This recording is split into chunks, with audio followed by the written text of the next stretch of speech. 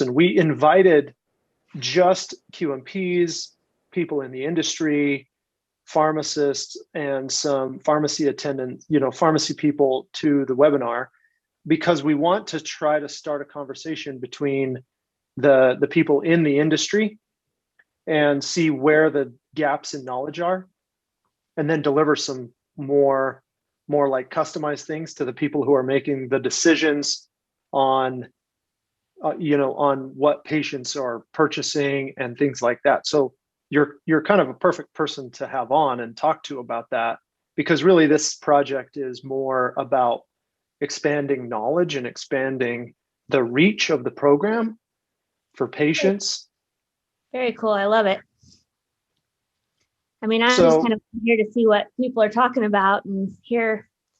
I was watching your guys' YouTube channel earlier today. I love it. Lots of great information, and I was just hoping to learn some more. So that's why I'm well, great. Cool. Do you want me to talk, Blake, first about mental health and what I've got? Yeah, sure. Let's have you start on that, and then do we want to move into Delta 8, Delta 9, and then we can talk a little bit about the cannabinoids and how Delta 8 really. I'm interested in talking about Delta 8 as it relates to mental health too. Yep. And that modulation. Okay. So really, I want to talk about the brain. PTSD and anxiety really make up a large part of mental health illness in the US, and it comes really at a large cost of the healthcare system. Collectively, we talk about anxiety disorders, including general anxiety disorder, panic disorder, social phobias, separation anxiety, PTSD, and stress disorders and obsessive compulsive disorders have been, they're related, but now they're separated out in the diagnoses from anxiety disorders, but they're related in the same systems in the limbic system and those neural pathways. Current traditional therapies really were behavioral therapy plus medication therapy, including like cognitive therapy, exposure to the event, during therapy, really with the goal of all of this therapy and treatment is reducing the anxiety and the trigger response to try to help the patient not have to avoid the situation anymore. So in typical medicine, we use an SSRI first, with a benzodiazepine, Xanax kind of being the classic benzo. The benzodiazepines are really for short-term acute treatment of those triggers. And sometimes we give beta blockers to lower the somatic system effects, the physiologic effects of the stress response, like high heart rate.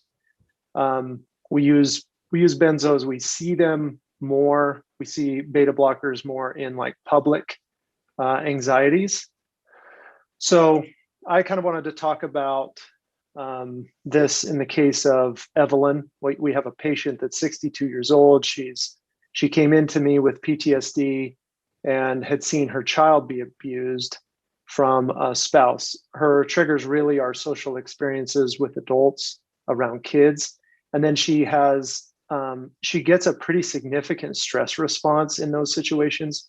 And then she has a problem with sleeping. She can fall asleep pretty easy, but she gets night terrors that wake her up. So a little background on her, this patient particularly, she was raised in Utah.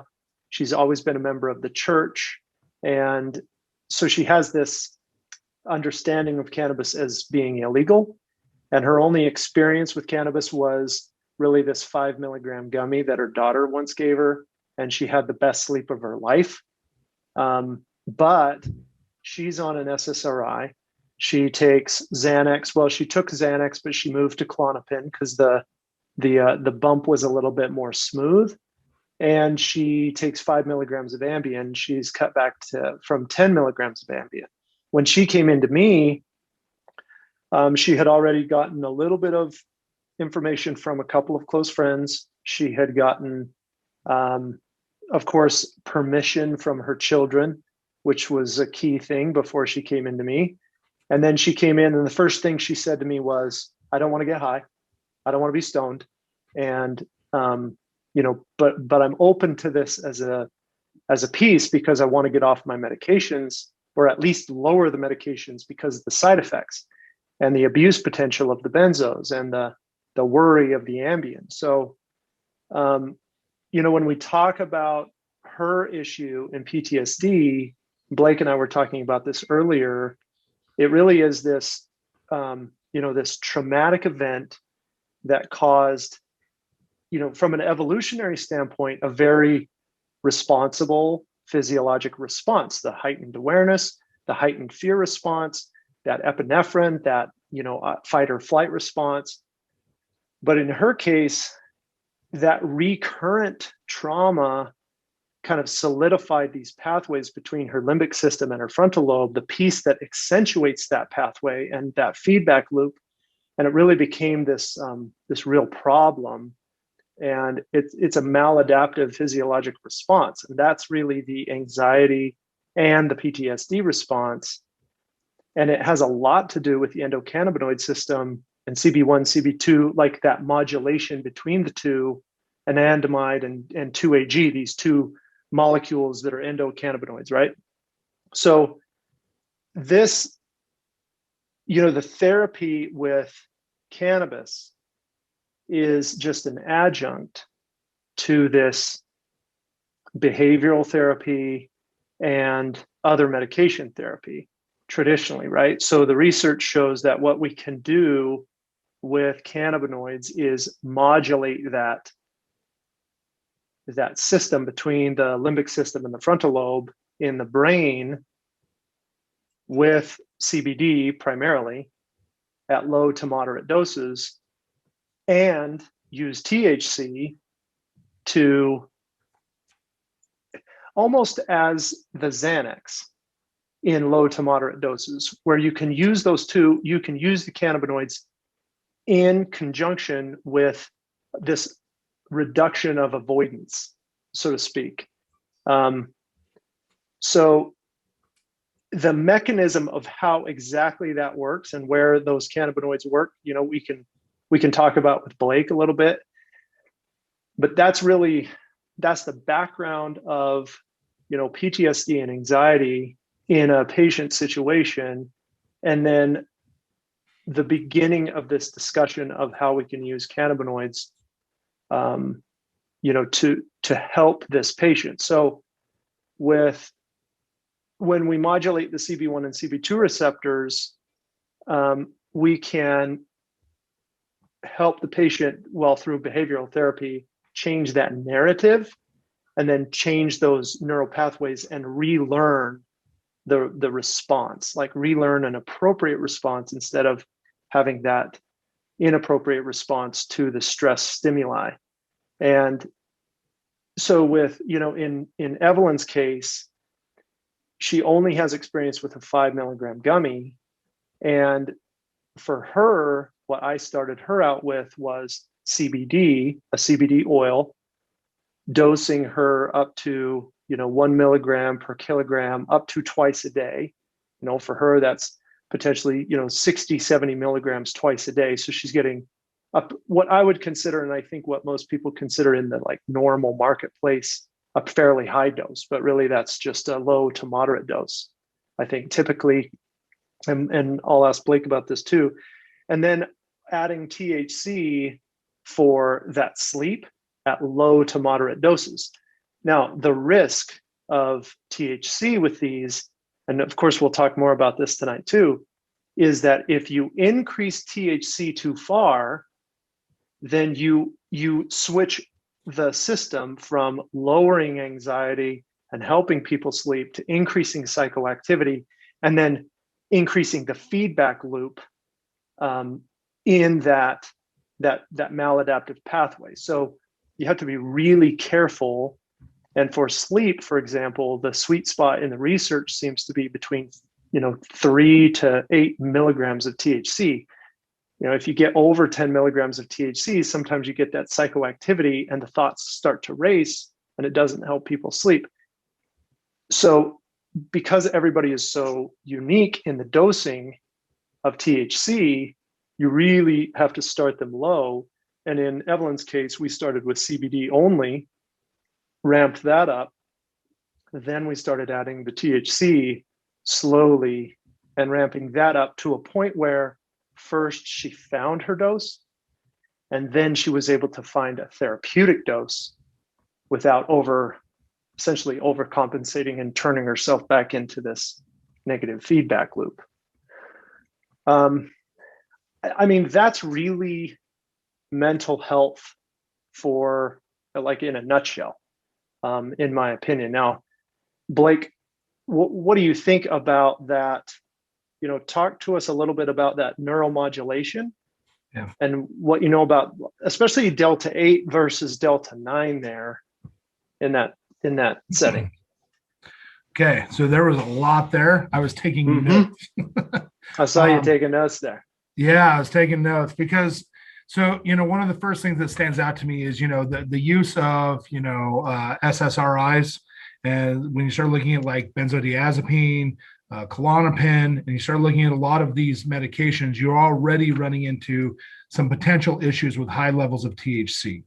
And the reason why, of course, is because you're taking medications that are directly affecting the central nervous system and the absorption of normal neurotransmitters within that system. And endocannabinoid receptor system 1 exists in that normal CNS neurotransmitter reception area. So what I'm saying is, when we think about this, if you are using a GABA inhibitor or a GABA exciter already in your system, you have a potential negative drug-drug interaction with THC variants. And that is a common occurrence that can occur. I mean, a lot of people who talk about THC use talk about how it's safe and you can mix it with anything. And so really the first step that a QMP needs to know, and also a pharmacist needs to understand, is if you have a patient who comes in who has a whole list of SSRIs that they're already on, and you prescribe them massive amounts of THC, you're asking to have a drug-drug interaction, because we know that most cannabinoids are actually GABA agonists. So, right. Okay, so that's the first thing I would say to that. And then the second part of that would be metabolism in general. And so we know that most of your SSRIs are being metabolized in the liver by P450. Yes, which is the same system that the cannabinoids are metabolized by. And that's right. You know, in addition now, and maybe this will come up, but we should talk about the difference between inhaled metabolism and GI metabolism in this case, and whether or not it's more or less affected. Right. Yeah. I would imagine that it's the same, like you could get in the P450 system, because there's not enough enzymes to break down all into the metabolites. You could get quite a bit of drug-drug interaction. That's right. But if you're inhaled, you bypass that metabolism, and then the drug-drug interaction just happens in the CNS. Yeah, so you've actually hit the nail on the head, and this is what makes this really, really tricky. So if you were to take it orally and go through the GI, your chances of drug-drug interaction are going to be competing for liver metabolism and getting potential interactions within the liver that could lead to toxic events or substrates within the liver that will have a negative effect. But having said that, you're not going to have the same rate of direct competition for GABA sites, because it's not directly going in as quickly to the CNS system. And so endocannabinoid receptor system 1 has a measure of protection against that through an oral means. Having said that, now, the reverse problem happens on the other side. So if you were to take a vape or directly smoked flower, you are now directly influencing the CNS system and neurotransmission that is occurring, and direct competition for those neurotransmission sites, and doing it specifically with dopamine. And so you can run into a lot of issues that way with that competition, but you're not going to have as much liver issue because you're bypassing liver metabolism pretty much completely at that point. The thing that becomes so interesting about this too is THC mimics dopamine, which is the reward system. So your brain uses dopamine to say, yes, that is a good behavior. You ate a piece of chocolate and you feel good from it, and chocolate helps stimulate some of those things, and your brain releases dopamine. Chocolate's a win. We all win from that, Yes. right? I ran 100 miles. I mean, I didn't run 100 miles, but somebody ran 100 miles and their brain released a whole bunch of dopamine. And that was to partially mask the pain on their joints, the immune response. Like, your brain is releasing these things so that you get your runner's high, and it says, okay, we got through the 100 miles, we win. Okay. Yeah. It's a reward system. It's an extremely effective way in behavioral therapy to use reward systems to do a reduction of avoidance behaviors. So what happens is, if you have a reaction of kids of messing with, or adults and children together, low levels of THC, when you're putting yourself in that situation, you lower anxiety using various cannabinoids, right? Yes. And then you reward the behavior of being in the presence of adults and children with THC that gives you a positive reinforcement for that. And so now behavior therapy plus small amounts of THC plus other cannabinoids equal changing of synaptic pathways. And so you can have a good changing of behavior and the way that you perceive that issue. If your THC is too high, you actually enact the opposite effect. And the way that typically happens is if you think about fight or flight response, there are three main things that occur during the fight or flight response. You have the activation of epinephrine in your sympathetic nervous system. And so you're going to have cortisol, you're going to have epinephrine, you're going to have a whole bunch of neurotransmitters fire that are going to affect the entire body. Two, you're going to have a histamine reaction. You're going to get an immune response. Your immune system gets heightened. Third, you're going to have a whole bunch of vasoconstriction. And the reason why you're doing that is you're increasing your blood pressure, right? And as you do these three things, you have heightened awareness, you have heightened strength, you have like all of these things get heightened, but it also gives you a sense of dread. It also gives you a sense of urgency and this type of stuff. Now, you can actually activate your fight or flight system in a different way. And Tim, you'll have to help me out because I always forget. It's TCP1. TPHV. There's a pathway that is activated by overstimulating the CB1 receptor, essentially, and it by too much THC, and it activates this third pathway, which causes a lot of paranoia. Right. I mean, it slams people with this anxiety reaction and reinforces that system. And it is a connection between the limbic system and a piece of the frontal lobe that is primarily for that feedback loop. That's right. So, Olivia, I see your question. I will get to that in just 1 second. But basically, to that point, Tim, your body will enter a fight or flight response also based on whether if it senses a toxic event, like your body thinks it's going into toxicity. Like, I've eaten something poisonous, and you will actually have a very similar reaction. But the problem with that happens is the overstimulation of dopamine receptors with THC in the synapse causes you to reinforce the behavior and reinforce the trauma that you've already expressed. So if you have massive PTSD and you take too much THC, then all of a sudden, then your post-traumatic stress that you're going to have is going to be reinforced, and you actually are doing more damage and having an actual stress attack rather than relieving the stress. And that's, I think, the key. But the key in the treatment, where the pharmacists, the pharmacy agents, the QMPs, really have to be educated from in mental health specifically. It's not like pain, where if you overdose the patient on THC, they may have a bad experience. But if you do that chronically with THC and mental health, then that's where the risk of psychosis becomes more real, and reinforcing these negative behaviors, these negative feedback loops. And so. Yeah. And so, I mean, and where this stems from when we think about it is THC an effective treatment for post-traumatic stress? Potentially. Why did, all of our Vietnam vets come home and they were all using weed as a way to get around that? I mean, let's be honest. The most of the weed that they were smoking, during that period of time was between 3 and 5% THC. It also had high contents of CBD and other minor cannabinoids. And so they were multiple affecting their entire system. And it wasn't just THC. If you had given somebody from Vietnam a 24% flower, I think you would have had a lot more psychotic episodes around that. Mm-hmm. Now, having said all of that, I mean, I'm very pro THC. I'm very pro THC, but I think if you're going to treat it as a medicine, you ought to be thinking about it in terms of like, what does it actually affect in the system? Now, Olivia, you're super smart and you get all of these things, but I'm going to simplify it a little bit, just, so that we can, be on the same page. So I'm drawing a phospholipid bilayer. And then I'm going to throw a transmembrane bound protein onto it. So we're talking about endocannabinoid receptor system 2. Okay. And really, if we were to look at that transmembrane bound protein, and you could also actually translate this to neuroreception as well. You have like a little receptor site, and let's just draw a couple of what they would look like.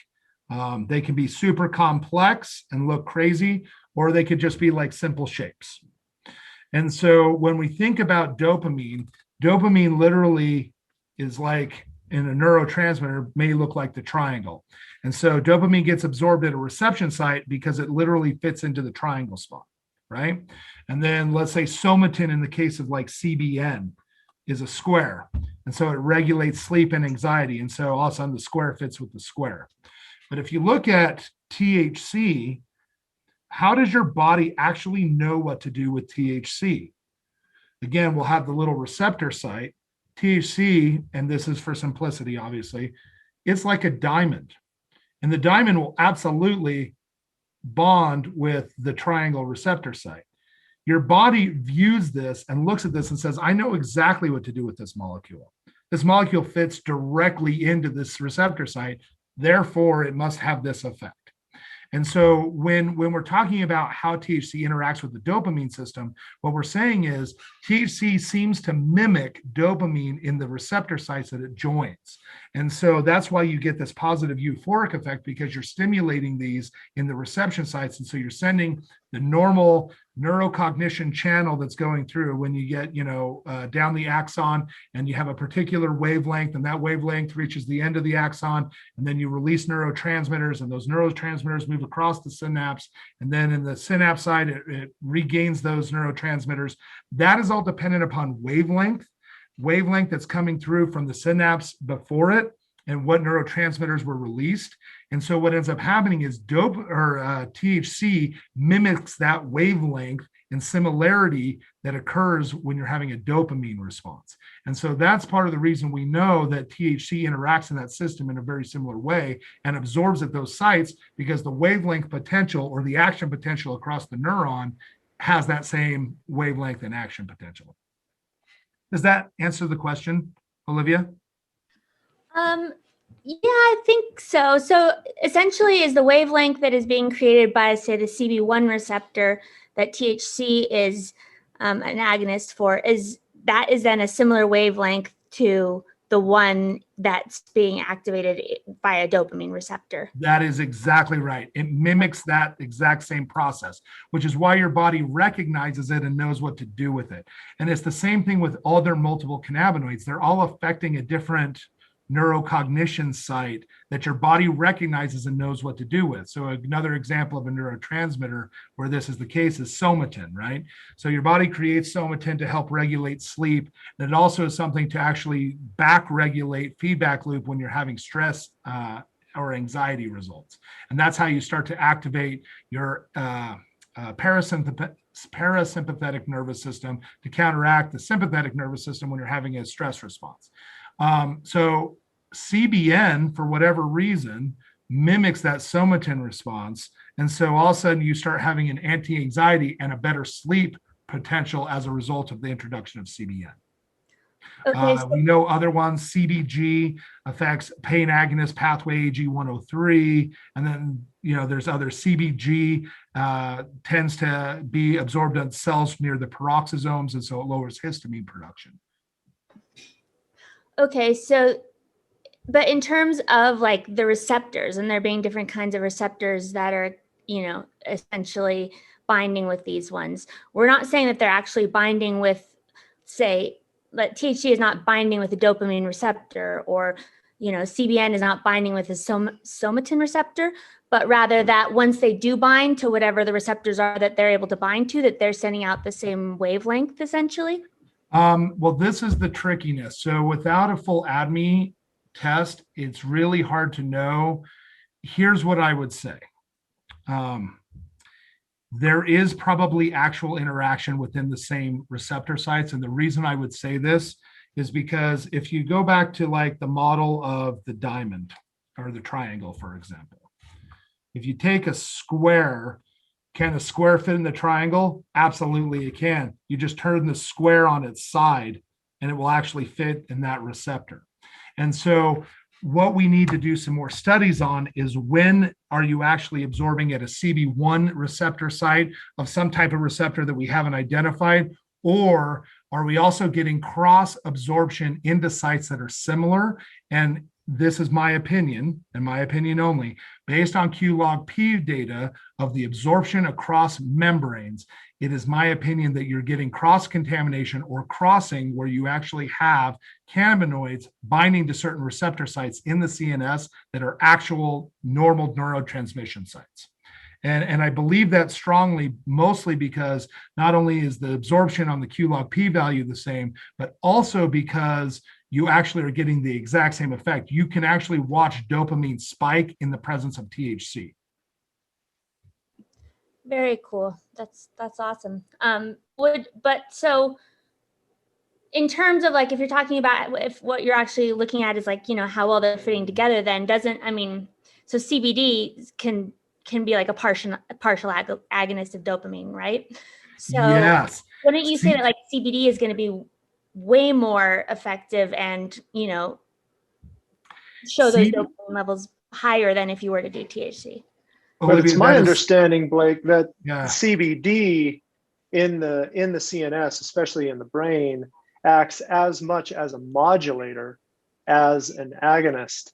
And this is kind of the key known and unknown piece of CBG, maybe CBN as well, that CBD modulation between both anandamide and 2-AG, right, where it's upregulating some things and downregulating others at the same time, just to find that homeostasis. That seems to be, on the medical side, the benefits to the patient is, look, when you bring cannabinoids into the system exogenously, you bring them in from the outside, you're adding this modulation system that is self-regulates.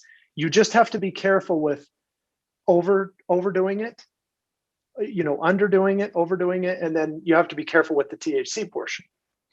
Tim, that's absolutely right. And Olivia, that was a really, really good insight. I mean, super smart. So the way that I have, in all the studies that I've looked at around CBD and how it's modulating, CBD is really interesting because it's sort of like a little squishy ball almost. And this, again, is simplistic, right? But it sort of mushes itself into this one. It sort of mushes itself into this one. It sort of mushes itself into this. And so what happens with CBD seems to have this like panacea of all kinds of effects. Well, it helps my anxiety. It helps with my sleep. It helps with me this. It helps with this. There's no molecule on the planet that can do everything. But CBD seems to partially do a whole bunch of things. And that's because it squishes into a lot of these receptor sites and gives you partial signaling. And so back to your point, Tim, really what's happening is you're getting this regulation that occurs because let's say I overdo a bunch of THC. I'm not used to taking it. And let's just say, for sake of argument, I have 20 receptors, right? And I now throw 100 THC molecules in there, and I have now overstimulated my system. right? And all of a sudden your body starts to have this negative effect. Well, what ends up happening, because your body also recognizes that you have this like glut of extra material that it has to process through, right? And so what ends up happening is even as you release various neurotransmitters, they're immediately being taken up again by the same response because you have all this material in there. CBD will sort of go in and block some of those receptor sites. And all of a sudden, you're not having this crazy response like you were before because you're not getting hit with every one of those receptor sites all firing at the same time. Some of them have been downregulated to block some of that THC. So someone who's having anxiety, you can give them high amounts of CBD isolate, and all of a sudden their anxiety will immediately drop. And it's not because CBD now has an effect in the somatin pathway at any really appreciable amount. You're now blocking receptor sites that is keeping dopamine from being overstimulated. And so that happens all the time with CBD. So this is why, if you look at papers out of Israel, they do a lot of pairing with CBD because they're like, we don't know exactly how this is going to affect the CNS from a broad perspective, but what we do know is we can modulate the system by having some CBD molecules in here as well. And so we will do this ratio. And almost always I've seen it in Israel, at least they almost always do this 20-to-1 ratio where they're doing 20 CBD to 20 1 CBD THC. to 1 THC. And they do this in their studies for seizures, Parkinson's, MS, cancer-related stuff. I mean, they're always doing this ratio. And I think it's because they always get significance in their statistical analysis as a result of using that ratio, whereas other ratios may be more effective, but they get this weird modulation. So they can't show statistically that it always works this way or always works this way, whereas they always are kind of hitting that 80% with that ratio. And that's the reason why. Olivia, does that answer the question around CBD? It was a really good point, by the way. Yeah, that was a great answer. Thank you. And I think it's interesting just from what I've read, how well it works, like how it works allosterically too. And so like you can see how important it would be with the entourage effect and with THC and other things in the body. So thank you. That was a great answer. Oh, you're welcome. Good question too, and good point. It's one of the big lacking things in the education in medical marijuana in general is really the entourage effect and focusing in on low THC and higher CBD and higher other cannabinoid ratios. Because when patients come in, and we see this over and over and over, patients come in, they want relief now, they want to feel it. Yeah. And CBD, they haven't been able to feel. It's not until they've been, honestly, we notice more interest in other cannabinoids at the 90-day renewal and at the 6-month renewal. And we've actually stopped educating as much on CBD in the initial visit and increasing education in those renewal visits, because as people are coming back and they've had the experience with THC, now they realize, wait, if I can modulate this up and down a little bit, then I'm going to get a better therapy. Yeah, it's really interesting. So I used to do a lot of sports and different things. And now I'm getting a little bit older. And so I get pain. That's the reality. I have bum shoulders, lower back pain. And what I notice is, we make a very strong CBD tincture with CBG and a couple other things. And what I notice is when I take it, I don't feel anything. It's not like I'm ready to go do cartwheels. It's not like I'm all of a sudden, I took my tincture, ta-da. It's what happens is normally when I reach for a shirt in the morning and I raise my shoulder up, I have a twinge of pain. When I'm on my CBD tincture, I notice that when I reach out, I just don't have the pain. And I'm like, hey, wait a second. I'm not feeling anything, right? And so for CBD and a lot of the cannabinoids that are not psychoactive, it's the lack of feeling that is actually more of an indicator that it's doing what it's supposed to be doing rather than actually feeling something.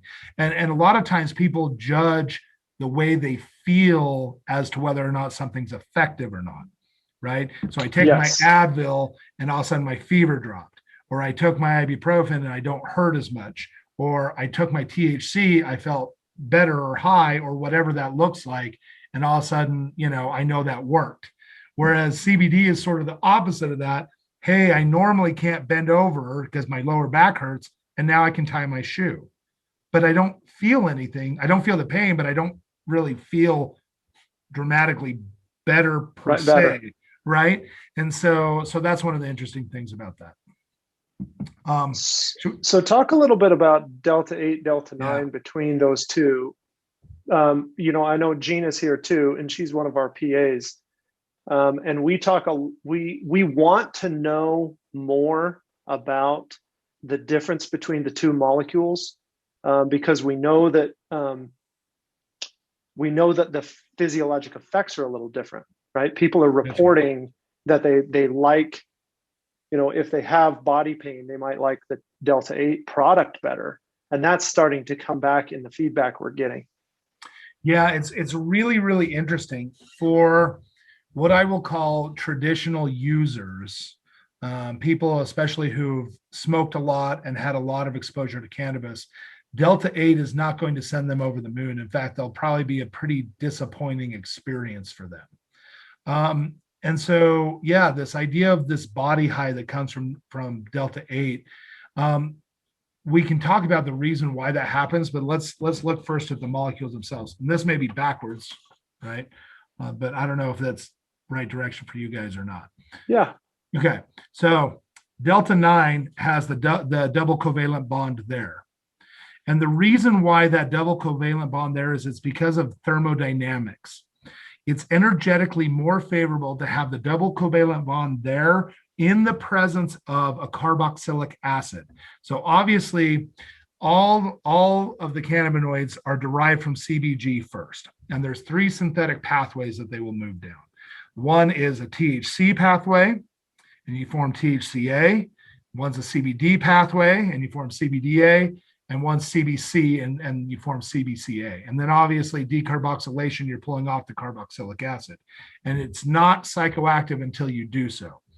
Now, when you think about this from a thermodynamics perspective, that carboxylic acid is providing stability and acidity on that one side of the molecule. It's on the far right side of the molecule at the top.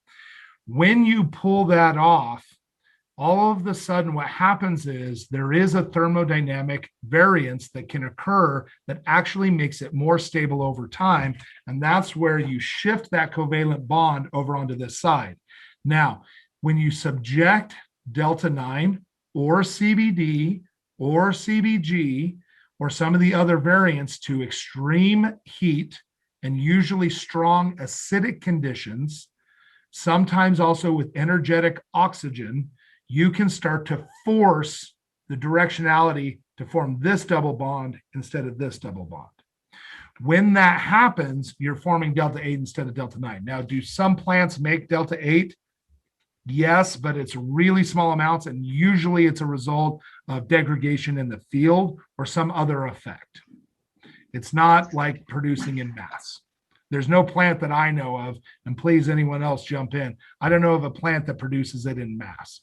Having said that, Delta 8 has been shown to have much, much more endocannabinoid endocannabinoid receptor system 2 absorption than endocannabinoid receptor system 1 absorption. What does that mean? It doesn't hang out in the synapse as long and actually moves to the cellular side quicker. Now, what does that mean? When you ingest Delta 8, you have so many nerves and so forth in the trunk of your body, you're going to absorb that cellularly quick and downregulate other processes. So, for example, nausea, IBS, constant diarrhea, a lot of things that are inflammation in your trunk and your gut area, actually Delta 8 goes in and down regulates all of that. And so that you actually modulate and you start to alleviate a lot of those symptoms. But because it's absorbing across the trunk, people are describing that as a body high instead of a head high. And so there's a lot of evidence that has come out of Germany recently that show that they're using this a lot with cancer patients. And so, and I'll speak for Zion at this point. Zion produces a lot of Delta 8. I laughed him because, you'll appreciate this. I've heard of people say, well, Zion produces a lot of Delta 8 products because they just can't produce enough Delta 9. Tim, you've seen gallons of Delta 9 at our facility. Yeah. We produce There's enough Delta 9 to do a lot of different things. And that's because, we've already maximized our license. We grow 120,000 square feet of cannabis, and almost all of it is directly Delta 9. Why do we then spend so much time with Delta 8? Delta 8, again, for patients who are experienced users, is maybe not the right product. But I can tell you this, for your cancer patient that also has trouble eating, is nauseous, who doesn't have any appetite, Delta 8, especially in conjunction with CBDV, which will stimulate appetite, is absolutely the right medication for them, because one, you're going to downgrade their nausea, and then you're also going to stimulate the munchie process where they're going to want to have more appetite. And all of a sudden you have cancer patients who gain weight. Again, is Delta 8 product the right for everything? No, it's not. It absolutely is not. Is Delta 8 the right product for some things? Absolutely it is. Yeah, we have had, from a patient perspective, the difference between Delta 8 and Delta 9 is, as you say, the difference between more of a head high and more of a body experience. The patients who tend to come back and like a Delta 8 experience over a Delta 9 are those patients with a physical ailment plus not a legacy user, right? Yeah, that's right. Not somebody. Those are kind of the two things that, if you were to break it down in an algorithm, not a heavy user or somebody who's new to cannabis plus a physical ailment, seems to be a little bit better suited for a Delta 8 product, or a mix of those two, Delta 8, Delta 9, plus the addition of other cannabinoids. I had a lot of patients come to Zion early on and ask specifically for something that they could take all day long, that would not change their head to the point of incapacitation because they had to work, but they had a lot of constant pain and a lot of constant, issues. And I had been in the hemp space for years, and I knew a lot of different things around different cannabinoids. But I was thinking, from the medical side, what could somebody take to interrupt instantaneous pain, right? To downgrade that, and also that they could use all day without being impaired. And so I started looking at a lot of research that I had seen in Israel and Germany specifically, and said Delta 8. So how do we start making high concentrations of Delta 8, and what does that look like, and how do we actually create product around that? And that's where our first product, Lemon Dream, came from. Lemon Dream specifically was designed as a molecule that you could hit that would help with nausea or instant onset pain that you could actually hit all day long. I can tell you right now, a legacy user would find Lemon Dream to be very boring. A very boring experience for them. But we have a very specified class that's good for, right? And so really, to your point, Tim, the right medicine for the right condition, and that's the way that we should be thinking about all of this anyway. Yeah, we definitely shouldn't be thinking about this as how we can get the most people high the fastest. Right. That doesn't work for patients. And in my patient population, we have about 35% of our patients currently that we're seeing, the new patients that have never experienced cannabis before. So those patients are much more inclined to frankly, they ask us a lot, how can I not get stoned? How can I not get too high? And what products do we want? So as QMPs and as pharmacists and pharmacy agents, I think more and more we're going to want to look for products and product education that will allow us to give better information to the patient. I think that, having, on my soapbox, having QMPs or having providers not have any education about the products and about what they're giving is detrimental, because you look at my vignette here with Evelyn, and she's on 2 medications that already are going to impact her experience with cannabinoids, right? And they're going to upregulate and downregulate that. And not being able to modify that, even as the pharmacist would know those interactions, the pharmacist isn't in control of the dosing of those other things, and then doesn't have any pathway to follow up with the patient. So, that's partly why we're here, is to provide that, record this, push it out, and make sure everybody gets that info. That's right. Olivia just asked, which receptors does Delta 8 bind to? Isn't it still CB1, just more in the PNS than Delta 9?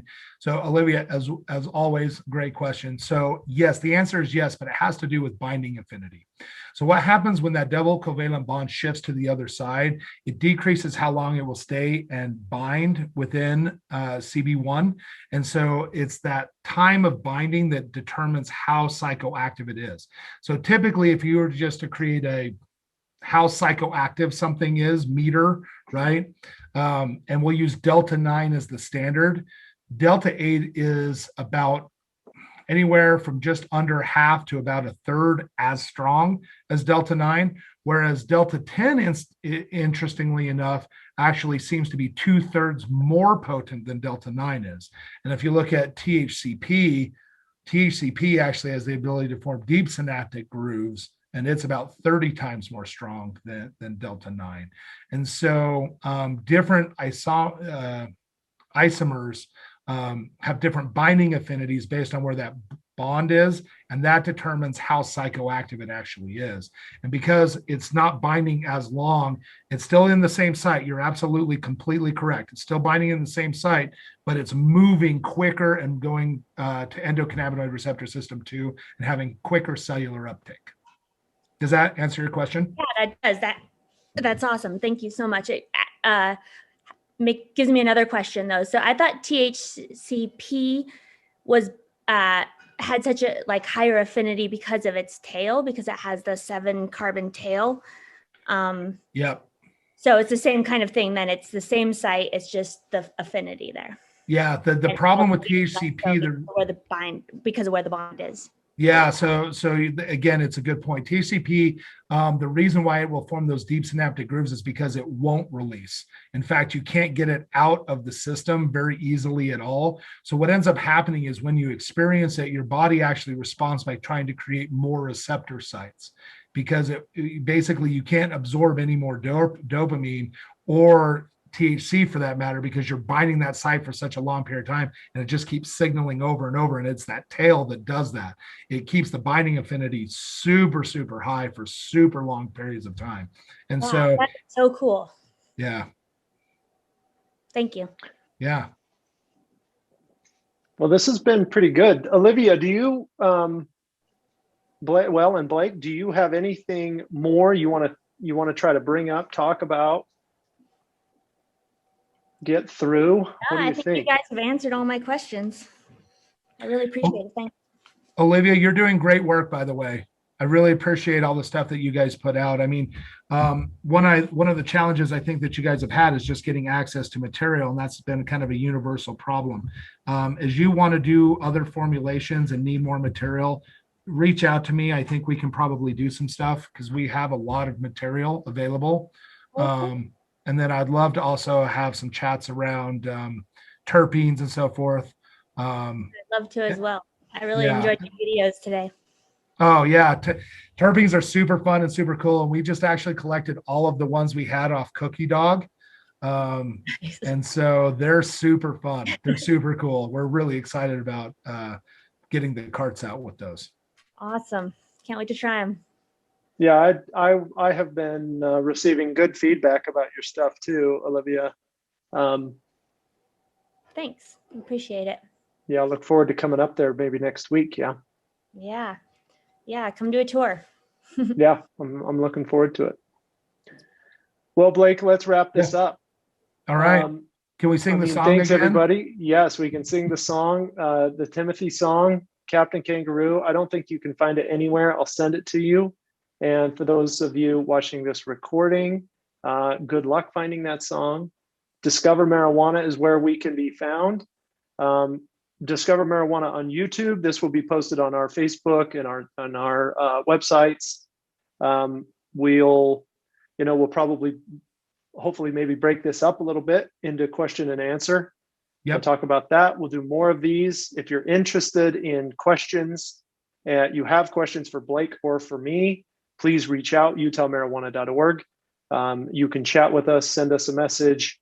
My email is tim@utthc.com, and you can send me those questions. I'll get them to Blake. Blake, with with Zion Medicinal. This has been fun. Yeah. Thanks, everybody. Good Yeah, to see you, Tim. See you later.